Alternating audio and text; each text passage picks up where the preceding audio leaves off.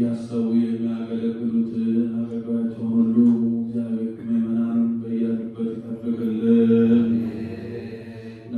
ነፍሳተ ሙታንን ይማርልን፣ ሕያዋንን ይጠብቅልን። ነፍሳተ ሃይማኖቲሁ አመተ ሥላሴ ፍቅርተ ማርያም ወለተ ሚካኤል ወለተ ጻድቅ ኃይለ ማርያም አምላካችን እግዚአብሔር ደጋጎቹና አብርሃም ይስሐቅ ባረፉበት ቦታ ያሳርፍልን።